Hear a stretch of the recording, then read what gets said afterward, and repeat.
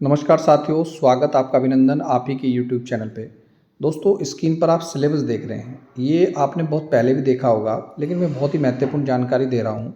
वो ये है कि जो आपका जैसे पुलिस कांस्टेबल का सिलेबस है, सेम है।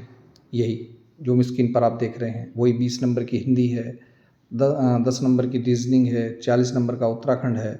इस टाइप से दोस्तों यहाँ आपका सिलेबस है। उसी तरह 5 नंबर का कंप्यूटर, करंट अफेयर्स और जीके जीएस के क्वेश्चन हैं। कहने का मतलब है दोस्तों, 100 मार्क्स की आपकी परीक्षा होती थी। किसकी? पुलिस कांस्टेबल का भी सेम सिलेबस है, फॉरेस्ट गार्ड का भी सेम सिलेबस है। अब अगर मैं वन दरोगा की बात करूँ, वन दरोगा में आप देखें 9th और 12th का है अलग अलग। और क्या ये वीडियो बनाने का मुख्य उद्देश्य, क्या दोस्तों सिलेबस चेंज होगा? दूसरा, युवाओं के लिए है तो बड़ी दुख की बात। अब देखिएगा, यहाँ पर दोस्तों प्रदेश में वर्दीधारियों की एकल भर्ती परीक्षा होगी। कहने का क्या मतलब है? राज्य में हाइब्रिड वाहनों का पंजीकरण करने पर वाहन टैक्स में 100% छूट मिली। ये कैबिनेट बैठक हुई जिसमें अलग अलग दोस्तों यहाँ पर निर्णय लिया गया। कुल 12 प्रस्ताव पर मोहर लगी।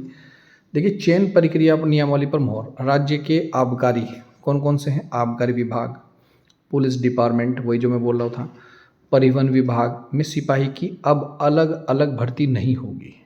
बड़ी महत्वपूर्ण खबर है। यानी कि जब आबकारी विभाग के फॉर्म निकलते थे तो आपको एक मौका मिलता था। पुलिस विभाग में जब फॉर्म निकलते थे दूसरा मौका मिलता था। परिवहन विभाग में निकलते तो तीसरा मौका मिलता था। अब ये अलग अलग, इसमें नहीं सिलेक्शन होता तो आप इसमें मेहनत करते थे, इसमें नहीं होता तो इसमें मेहनत करते थे। लेकिन अब ऐसा नहीं है, केवल एक मौका मिलेगा भैया। अब अलग अलग भर्ती नहीं होगी, इनकी एकल परीक्षाएं होगी। इसके लिए कैबिनेट ने उत्तराखंड वर्दीधारी सिपाही पदों पर सीधी भर्ती की चयन प्रक्रिया नियमावली 2025 को मंजूरी दे दी है। वर्दीधारी तो भैया पुलिस कांस्टेबल भी है, वर्दीधारी तो भैया फॉरेस्ट गार्ड भी है, वर्दीधारी तो भैया आप उत्तराखंड फॉरेस्ट गार्ड भी है, आपका वन दरोगा भी है और सब इंस्पेक्टर वाला भी है। तो वहीं आबकारी, वन, पुलिस, तीन ही तो हैं। वन देखिए, डिपार्टमेंट, विभाग का नाम दे ही रखा है इसने। वन विभाग हो, आबकारी विभाग हो, पुलिस विभाग हो। एकल भर्ती के लिए उत्तराखंड वर्दीधारी उपनिरीक्षक पदों पर सीधी भर्ती के लिए चयन प्रक्रिया नियमावली 2025 में मोहर लगाई है।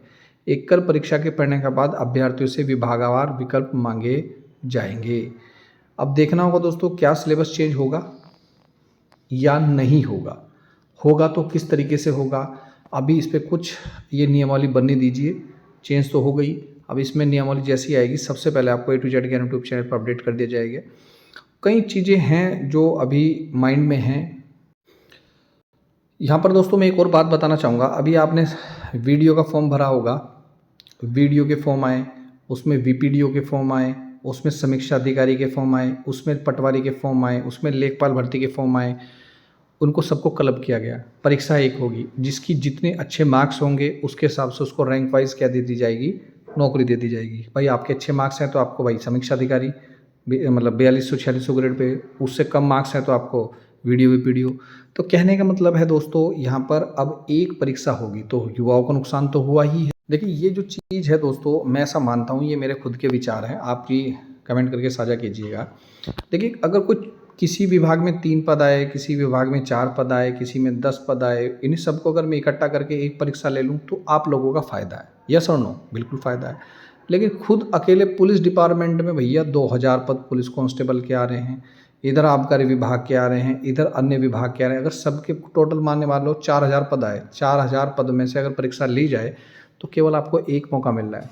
मैं ये कहना चाह रहा हूँ कि जो बड़े भर्ती विज्ञापन हैं, जैसे कि आपका पुलिस कांस्टेबल का है, सब इंस्पेक्टर का है, तो उनकी परीक्षा एक ना होकर अलग अलग होनी चाहिए, जिससे कि युवाओं को एक से अधिक मौके मिलते हैं। हाँ, इसके साथ एक फ़िल्टर ज़रूर है। हाँ, अगर पद कम हैं, जैसे कि समीक्षा अधिकारी के 3 पद हैं भैया, व्यक्तिगत सहायक के 10 पद हैं भैया, पुलिस डिपार्टमेंट में इसी तरीके से अगर अन्य पद हैं, मतलब समझाने के लिए बोल रहा हूँ, तो उनको आपको एक एक कर सकते हैं, इकट्ठे करके उनकी परीक्षा ले सकते हैं।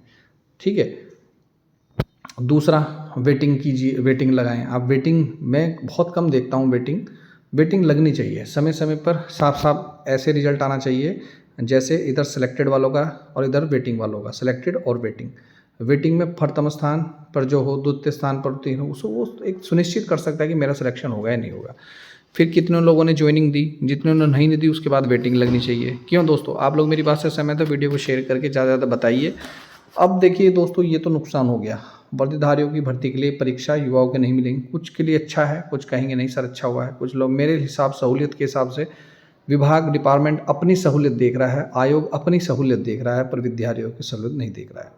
ये मुझे जो लगा, बड़ा भर्ती विज्ञापन आता है पुलिस कांस्टेबल का भी, और सबकी परीक्षा एक होती है, तो उस हिसाब से तो दोस्तों मैं ये कहूँगा कि ये निर्णय ज़्यादा ठीक नहीं है। हाँ, 2-4 पद हों, उन्हें क्लब करके आप एक बड़ा फॉर्म निकालें, वो ज़्यादा ठीक है। तो अब देखिए, मौके आपको क्या मिले, कम मिलेंगे। ये युवाओं का नुकसान है। जहाँ पर आप 4 मौके मिलते थे, वहाँ पर आपको एक ही मौका मिलेगा। अब निकलना भी ज़रूरी है, और 4 मौके के बाद फिर आपको कोई मौका नहीं मिलेगा लंबे समय तक। मिलता हूँ दोस्तों नेक्स्ट वीडियो में। वीडियो देखने दोस्तों धन्यवाद। जय हिंद, जय उत्तराखंड।